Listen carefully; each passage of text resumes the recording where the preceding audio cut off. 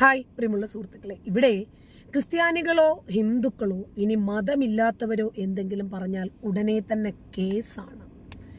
കേസായി, പുകിലായി, കോടതിയായി, അവർക്കെതിരെ ഭീഷണികളായി, ഇല്ലാ കഥകൾ പറഞ്ഞ് പ്രചരിപ്പിക്കലായി, പിന്നീട് അവരുടെ വീട് വളയലായി, പിന്നീട് അവരുടെ മുഖചിത്രം വെച്ച് അനാവശ്യങ്ങൾ പറയാൻ അന്ന് തന്നെ യൂട്യൂബ് ചാനൽ ക്രിയേറ്റ് ചെയ്തിട്ട് ആളുകൾ ഇറങ്ങി പുറപ്പെടലായി. ഇന്നലെയാണ് എനിക്ക് വളരെ വേണ്ടപ്പെട്ട ഒരാൾ, ഞാൻ കാണാൻ ആഗ്രഹിച്ചിരുന്ന ഒരാൾ എന്നെ വിളിക്കുകയും അയാൾ എന്നോട് പറഞ്ഞത്, ടീച്ചറെ കുറിച്ച് പറയുന്നതിന് വേണ്ടി മാത്രം കാക്കാക്കുട്ടികൾ ഒരുപാട് യൂട്യൂബ് ചാനലുകൾ ക്രിയേറ്റ് ചെയ്തിട്ടുണ്ട്. നോക്കുമ്പോൾ നിങ്ങളുടെ വീഡിയോസ്, നിങ്ങളുടെ മുഖം, എല്ലാ തമ്പനയിലും നിങ്ങളുടെ മുഖം. അപ്പോഴും ഞാൻ ചിരിച്ചുകൊണ്ട് പറഞ്ഞു, അവരെന്നെ വെച്ചിട്ടൊന്ന് ജീവിച്ചോട്ടെ സാർ, എന്നെ കൊണ്ട് അങ്ങനെ അവർക്കൊരു ഉപയോഗം കിട്ടുമെങ്കിൽ എനിക്കൊരു പ്രശ്നമില്ല, സാറിന് എന്തെങ്കിലും വിഷമമുണ്ടോ എന്ന് ചോദിച്ച് ഞാൻ തമാശയായിട്ട് അങ്ങ് തള്ളിക്കളഞ്ഞു. അതായത് ആരാണോ റേറ്റിംഗിൽ നിൽക്കുന്നത് അവരെ കയറി പിടിക്കുക. പിന്നെ അവർക്കതിന് ചില ലക്ഷ്യങ്ങൾ വേറെയുണ്ട്. ഒന്ന്, കുറച്ച് സബ്സ്ക്രൈബേഴ്സിനെ കിട്ടും. ഇസ്ലാം മതത്തെ പുലുകിയാൽ അതിനെ ഒന്ന് സോപ്പിട്ട് തേച്ച് മിനുക്കി പെയിന്റ് അടിച്ച് പറഞ്ഞാലാണ് കൂടുതൽ വ്യൂവേഴ്സിനെയും സബ്സ്ക്രൈബേഴ്സിനെയും കിട്ടുക. നമ്മളിപ്പോൾ ഇസ്ലാം മതത്തെ വിമർശിച്ചാൽ എത്രയെന്നുണ്ടല്ലോ നമുക്ക്. തന്നെയുമല്ല, വിമർശനങ്ങളൊന്നും എല്ലാവരും ഇഷ്ടപ്പെടുന്ന ആളുകളുമല്ല. ഈ ഇസ്ലാം മത വിഭാഗത്തെ പോലെ അസഹിഷ്ണുതയുള്ള വിഭാഗങ്ങളല്ല ഹിന്ദുക്കളും ക്രിസ്ത്യാനികളും. അവരും നമ്മുടെ കമൻസിലൊക്കെ വന്ന് തന്നെ ചോദിക്കുന്നത്, നിങ്ങൾക്ക് ഇഷ്ടമില്ലെങ്കിൽ വേണ്ട, നിങ്ങൾ എന്തിനാണ് ഇസ്ലാമിനെ വിമർശിക്കുന്നത് എന്നാണ്. എൻ്റെ പൊന്നാര സുഹൃത്തെ, ഈ രാജ്യം ഇസ്ലാം മത രാജ്യമാക്കാതിരിക്കാൻ ഞങ്ങളെങ്കിലും ഒന്ന് സംസാരിക്കണ്ടേ? ഇസ്ലാം മത രാജ്യമായാലുണ്ടാകുന്ന വിപത്തുകളെ സംബന്ധിച്ച് അഫ്ഗാനെയും ലിബിയയെയും ഒക്കെ മുൻനിർത്തി, ഇസ്രായേലിനെയൊക്കെ മുൻനിർത്തി അനുഭവങ്ങൾ ഒരുപാടുള്ളത് കൊണ്ട് ഞങ്ങളെങ്കിലും അതൊന്ന് തുറന്നു പറയണ്ടേ? അത് ഞങ്ങളുടെ നിർബന്ധമായ ബാധ്യതയല്ലേ? എന്നാൽ ഇത് പറയാൻ ഇന്ന് ഞങ്ങൾ വിചാരിച്ചത് ഞങ്ങൾ മാത്രമേ ഉള്ളൂ എന്നാ. പക്ഷേ ഒരു കാര്യത്തിൽ സന്തോഷമുണ്ട്, സമാധാനമുണ്ട്. ഒരുപാട് ഹിന്ദുക്കൾക്കും ക്രിസ്ത്യാനികൾക്കും നേരം വെളുത്തിട്ടുണ്ട്. നമ്മളിത് തുറന്നു പറഞ്ഞേ മതിയാകൂ എന്നതിലേക്ക് അവരെത്തിയിട്ടുണ്ട്. വളരെ സന്തോഷം. നമ്മളും ഇതിനു വേണ്ടി തന്നെയല്ലേ ഈ പാടെല്ലാം പെട്ടത്. അതുകൊണ്ട് അവിലും മലരും കുന്തിരിക്കവും വീട്ടിൽ വാങ്ങി കരുതി വെക്കണോ? എന്തിന്? നമ്മൾ മാത്രം ഭൂരിപക്ഷമാകാൻ. അതിന് ഒരുപാട് മാർഗങ്ങളുണ്ട് കേട്ടോ. പ്രധാനപ്പെട്ട ഒരു മാർഗം നമ്മൾ ബയോളജിക്കലി പെരുകുക എന്നുള്ളതാണ്. രണ്ടാമത്തേതായിട്ട് നമ്മൾ പ്രലോഭിപ്പിച്ചും ഭീഷണിപ്പെടുത്തിയും ഞമ്മന്റെ മതത്തിലേക്ക് കൊണ്ടുവന്ന് അതുവഴി ഞമ്മന്റെ മതത്തെ ബിൽഡപ്പ് ചെയ്യുക എന്നതാണ്. ഇനി മൂന്നാമതായിട്ട് ആ മുസ്ലിങ്ങളെ ഇല്ലാതാക്കിയാലും നമുക്ക് കയറി വരാലോ. ബംഗ്ലാദേശിലൊക്കെ കണ്ടില്ലേ?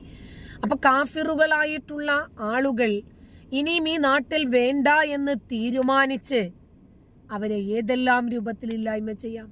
ഒന്നുമല്ലെങ്കിൽ അവരെ പലായനത്തിലെങ്കിലും നമുക്ക് തള്ളിവിട്ടൂടെ? അങ്ങനെ ഒരുപാട് മാർഗങ്ങളും വ്യത്യസ്തമായിട്ടുള്ള മേഖലകളും അവലംബിക്കുകയാണ് ഇന്ന് നമ്മുടെ കാക്കാക്കൂട്ടങ്ങൾ.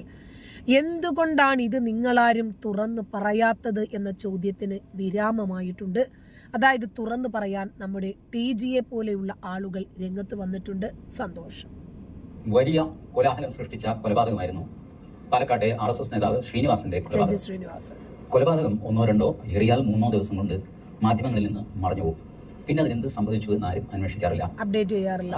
കേസുമായിട്ട് ബന്ധപ്പെട്ട ആരെങ്കിലും അതിന്റെ പിന്നാലെ നടക്കുന്നുണ്ടാവും. അപ്പോഴത്തേക്ക് അടുത്ത കൊലപാതകം വന്നു, കാലമായി അതിന്റെ പിന്നാലെ പോയി, വേറൊരു ആത്മഹത്യ നടന്നു, അതിന്റെ പിന്നാലെ പോയി വേറൊരു. ഇനി അതല്ലെങ്കിൽ മറ്റെന്തെങ്കിലുമൊക്കെ വിഷയങ്ങൾ ഇങ്ങനെ പൊങ്ങി വരും. ഒന്നല്ലെങ്കിൽ ഒന്ന്. ഒരിക്കലും ഒരു വിഷയത്തെ കറ്റൻട്രി ആയിട്ട് ഫോളോ അപ്പ് ചെയ്ത് അതൊന്നും മാധ്യമങ്ങളുടെ രീതിയല്ല. ഒന്ന് കിട്ടി, ശരി, അതൊന്ന് കൊട്ടിഘോഷിച്ച് കൊണ്ടു നടന്നു, അത് കഴിഞ്ഞാൽ ഉടനെ അടുത്ത വാർത്തയുടെ പിന്നാലെ പോകുമല്ലോ. ഇങ്ങനെ പോയിക്കൊണ്ടിരിക്കുകയാണ് വാർത്തകൾ. നമ്മൾ വാർത്തകളുടെ പിന്നാലെ ഇങ്ങനെ സഞ്ചരിച്ചുകൊണ്ടിരിക്കുക. എന്തൊക്കെയോ നടക്കുന്ന നാട്ടിൽ ആ കുഴപ്പമാണ് പറയും. ആദ്യം നമ്മൾ ഭക്ഷണം കഴിക്കും, നമ്മളെ ജോലി നടത്തി ഇങ്ങനെ പോകും. ഞാൻ ഈ ശ്രീനിവാസൻ കേസ് ഒന്ന് ഫോളോ ചെയ്തു. സാമാന്യം വലുതായി തന്നെ പത്രങ്ങളിൽ റിപ്പോർട്ട് വന്നതാണ്, നമ്മൾ കണ്ടതാണ്. രഞ്ജിത്ത് ശ്രീനിവാസനെ ഇവർക്കാർക്കും അറിയത്ത് പോലുമില്ല. ഈ പോപ്പുലർ ഫ്രണ്ട് ഭീകരർക്കൊന്നും ഇവരുടേതായിട്ടുള്ള ഏതോ ഒരു ഷാനോ ഏതോ ഇവരുടെ ഒരു ആളെ ഇല്ലാതാക്കിയപ്പോൾ അതിന് പകരമായിട്ട് ഇവരൊരു RSS നേതാവിനെ ഇല്ലാതാക്കി.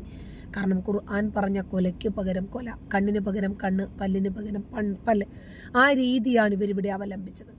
അപ്പോൾ 18ഓളം ആളുകൾ ചേർന്ന് ഒരു ഒറ്റയടിക്ക് തന്നെ മനുഷ്യൻ ഇല്ലാതായി, തലച്ചോറ് ചിന്നിച്ചിതറി തെറിച്ചു എന്നാണ് പ്രിയപ്പെട്ട മാതാവ്, ദൃക്സാക്ഷിയായിട്ടുള്ള മാതാവ് രേഖപ്പെടുത്തിയത്.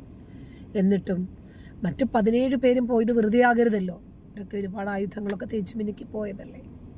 അവരും ആ ആയുധങ്ങൾ ആ മനുഷ്യനിൽ പ്രയോഗിച്ചു എന്നുള്ളതാണ് പൈശാചികം എന്ന് പോലും പറയാൻ സാധിക്കില്ല. ആ രൂപത്തിലുള്ള ക്രൂരകൃത്യം. കൊലക്കേസിലെ 19 പ്രതികൾക്ക് ഹൈക്കോടതി ജാമ്യം കൊടുത്തു, 9 പേർക്ക് കൊടുത്തില്ല. ഈ ശ്രീനിവാസൻ കേസ് നടക്കുന്നത് 16/4/2022 മേലാമുറി ജംഗ്ഷനിൽ പാലക്കാട് ടൗണിൽ വെച്ചാണ് RSS പ്രവർത്തകനായ ശ്രീനിവാസൻ, പോപ്പുലർ ഫ്രണ്ടുകാർ എന്ന് പറയപ്പെടുന്നവർ, അദ്ദേഹം വധിക്കപ്പെട്ടു അവരുടെ കയ്യിൽ. അപ്പോൾ ആദ്യം സാധാരണ പോലീസ് ഒരു കൊലപാതകത്തിൽ ചെയ്യുന്ന പോലെ FIR രജിസ്റ്റർ ചെയ്യുന്നു, കുറേ പ്രതികളെ അറസ്റ്റ് ചെയ്യുന്നു. 55 പേരാണ്. എല്ലാവരെയും ഒന്നും കിട്ടുന്നില്ല, കിട്ടിയവരെ അറസ്റ്റ് ചെയ്തു. ഇങ്ങനെ ഇരിക്കുമ്പോൾ ഈ കേസ് നമ്മുടെ നാട്ടിൽ അത്ര പെട്ടെന്നൊന്നും പ്രതികളെ കിട്ടത്തില്ല. ജോസഫ് മാഷിന്റെ കയ്യും കാലും എടുത്ത ആളെ 10 വർഷം കഴിഞ്ഞിട്ടാണ് കിട്ടിയത്. സവാദ് മഴുവുമായിട്ട് കണ്ണൂര് പോയി സുഖസുന്ദരമായിട്ട് ആശാരിപ്പണി ചെയ്ത് ജീവിക്കുമായിരുന്നു. കല്യാണവും കഴിച്ചു, 2 പെൺകുട്ടികളുമായി സുഖസുന്ദരമായിട്ട്. എന്നിട്ട് ഇവര് അഫ്ഗാനിലും പാകിസ്ഥാനിലുമായിരുന്നു. സവാദിനെ തപ്പിപ്പോയിരുന്നത് 1-ാം പ്രതി. ഏറ്റെടുത്തുകൊണ്ട് കേന്ദ്ര സർക്കാരിന്റെ നോട്ടിഫിക്കേഷൻ വന്നു. ഒരു ഭീകര പ്രവർത്തനത്തിന്റെ ഛായ ഈ കേസിനുണ്ട്, അതുകൊണ്ട് NIA ഈ കേസ് അന്വേഷിക്കുമെന്ന് തീരുമാനിച്ചു. അതോടെ കേരള പോലീസ് രംഗത്ത് നിന്ന് മാറി. ഏകദേശം അവരുടെ ജോലി തീരാറായി പ്രതികൾ എന്നവർ കരുതിയ ഒരുപാട് പേരെ അറസ്റ്റ് ചെയ്തു. 7 പേര് നാട് വിട്ടു. അവരെ ഇതുവരെ കണ്ടുകിട്ടിയിട്ടില്ല, അവരെ അറസ്റ്റ് ചെയ്തിട്ടില്ല. അതുകൊണ്ട് അവരുടെ പേരുകൾ പെൻഡിങ്ങിൽ വെച്ചിട്ട് കയ്യിൽ കിട്ടിയവരെ വെച്ച് കേസ് മുന്നോട്ട് പോവുകയാണ്. ഇതിനിടയ്ക്ക് ഇവർ ലോവർ കോർട്ടിൽ ജാമ്യാപേക്ഷ കൊടുത്തു. ലോവർ കോർട്ട് അത് തള്ളി ഹൈക്കോടതിയിൽ വന്നു. ഈ വന്ന ആളുകളുടെ പേരുകൾ നിങ്ങളാരും ഓർമ്മ വയ്ക്കില്ല, പക്ഷേ എന്നാലും ഞാനൊന്ന് വായിക്കാം.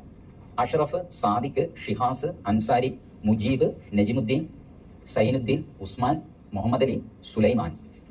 ഇത്രയും പേര് ഒരു ബെയിൽ ആപ്ലിക്കേഷൻ മൂവ് ചെയ്തിരിക്കുന്നു. അടുത്ത ബെയിൽ ആപ്ലിക്കേഷൻ രാഗം അലി, ഫയാസ്, സദാം ഹുസൈൻ, അഷ്റഫ്, അക്ബർ അലി, നിഷാദ്, റഷീദ്, സൈദാലി, നൌഷാദ്. ഇത്രയും പേര് അടുത്ത ബെയിൽ ആപ്ലിക്കേഷൻ. ഈ ബെയിൽ ആപ്ലിക്കേഷൻ എല്ലാം ഒരുമിച്ചാണ് കോടതി പരിഗണിക്കുന്നത്. പക്ഷേ പ്രതികൾക്ക് വേണമെങ്കിൽ കോമൺ ആയിട്ട് ബെയിൽ ആപ്ലിക്കേഷൻ മൂവ് ചെയ്യാൻ ഒരു വക്കീലിനെ വെച്ച് വാദിക്കാം. അല്ലെങ്കിൽ ഞാൻ പറയുകയാണ്, എനിക്ക് പ്രത്യേകം വക്കീൽ വേണം, എനിക്ക് നിങ്ങളുടെ കൂടെ ഫൈറ്റ് ചെയ്ത് ഞാൻ തോറ്റു, അവിടെ എനിക്ക് കോമൺ വക്കീൽ പറ്റില്ല, എനിക്ക് എൻ്റെ വക്കീൽ. ആയിക്കോട്ടെ, അങ്ങനെയും ചെയ്യാം.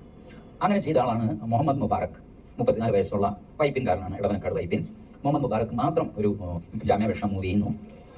അത് കഴിഞ്ഞിട്ട് 2 പേര് ചേർന്ന്, മുഹമ്മദ് റിസ്വാൻ പിന്നെ അഷ്ഫാഖ്, ഈ 2 പേര് പ്രത്യേകം മൂവ് ചെയ്യുന്നു.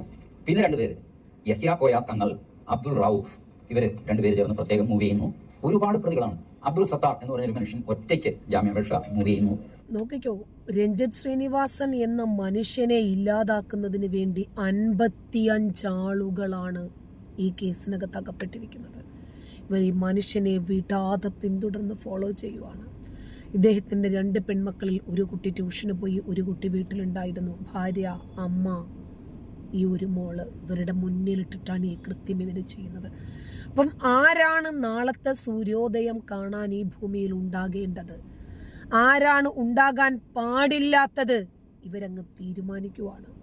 ഇവർക്കൊരു ഹിറ്റ് ലിസ്റ്റ് ഉണ്ട്.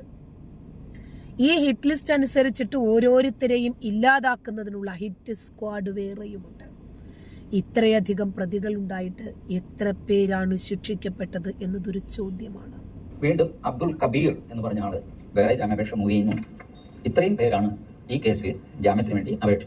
ഇതൊന്നും നമുക്ക് അത്ഭുതമില്ല. കാരണം കഷായം ഗ്രീഷ്മയ്ക്കു വേണ്ടി വാദിക്കാൻ വക്കീലന്മാർ മത്സരിച്ച ഒരു നാടുകൂടിയാണിത്. അതുകൊണ്ട് അത്ഭുതമില്ല. സമർപ്പിച്ചത് ഈ കേസിന്റെ ഒരു പ്രത്യേകത, ശ്രീനിവാസന്റെ വധക്കേസ് കഴിഞ്ഞപ്പോൾ പോപ്പുലർ ഫ്രണ്ട് നിരോധിക്കപ്പെട്ടു. നിരോധിക്കപ്പെട്ട സംഘടനയിലെ അംഗങ്ങളായ 9 പേർ, അവരുടെ പേരിൽ കേസ് എറണാകുളത്ത് നിലവിൽ വന്നു. അവരെയും അറസ്റ്റ് ചെയ്തു. അപ്പോൾ 2 ടൈപ്പ് പ്രതികളാണ് കോടതിയുടെ മുമ്പിൽ വന്നിരിക്കുന്നത്. ഒന്ന് ഡയറക്റ്റ് ശ്രീനിവാസൻ മർഡർ കേസിലെ പ്രതികൾ, വേറൊന്ന് പോപ്പുലർ ഫ്രണ്ടിന്റെ പ്രവർത്തകർ, ബുദ്ധി കേന്ദ്രങ്ങൾ. അവർ ശ്രീനിവാസൻ മർഡറിന് കാരണമായി എന്ന് ആരോപിക്കപ്പെടുന്നു. ശ്രീനിവാസനെ നേരിട്ട് കുത്തുക, ശ്രീനിവാസനെ കുത്തിക്കൊല്ലാനുള്ള ഒരു അന്തരീക്ഷം സൃഷ്ടിക്കുക, രണ്ടാണ്. പക്ഷെ 2 ക്രൈമാണ്. അപ്പോൾ പോപ്പുലർ ഫ്രണ്ട് ഇതിനു വേണ്ടിയിട്ടുള്ള അന്തരീക്ഷം സൃഷ്ടിക്കുകയും അവരുടെ പ്രവർത്തകർ ഈ RSSകാരനെ കൊല്ലുകയും ചെയ്തു. അന്യമതസ്ഥരെ കൊല്ലാനുള്ള അവരുടെ രേഖ, അതാണ് ഈ വിഷൻ 2047 എന്ന് പറയുന്ന രേഖ. ഇവർ തമ്മിൽ സംസാരിച്ചതിന്റെ വോയിസ് റെക്കോർഡ്, അത് ഇതൊക്കെ പോലീസുകാരുടെ 2047 ആകുമ്പോഴേക്ക് നമ്മളുടെ ഒരു മിഷൻ ഉണ്ട്, അത് പൂർത്തീകരിക്കണം എന്നതായിരുന്നു പോപ്പുലർ ഫ്രണ്ടിന്റെ അജണ്ട. അതിന്റെ അടിസ്ഥാനത്തിൽ അവര് ഹിറ്റ് ലിസ്റ്റ് ഇട്ട, ഞാനുണ്ട് കേട്ടോ ആ ഹിറ്റ് ലിസ്റ്റിനകത്ത്, ആ ഹിറ്റ് ലിസ്റ്റ് ഇട്ട ഓരോരുത്തരെയായി ഇവർ വകവരുത്തിക്കൊണ്ടിരിക്കുകയായിരുന്നു. 2047 മിഷൻ പൂർത്തീകരിക്കാൻ വേണ്ടി പോപ്പുലർ ഫ്രണ്ട് തീരുമാനിച്ചിരിക്കെ വളരെ പെട്ടെന്ന് തന്നെ നരേന്ദ്രമോദി അതിനേക്കാൾ അതുക്കും മേലെ ഒരു ഓപ്പറേഷൻ ഫിനിഷ് ചെയ്തു. അതാണ് ഇത് നമ്മൾ ഈ കാണുന്ന പോപ്പുലർ ഫ്രണ്ട് ബാൻ ചെയ്ത രീതി. നന്ദി.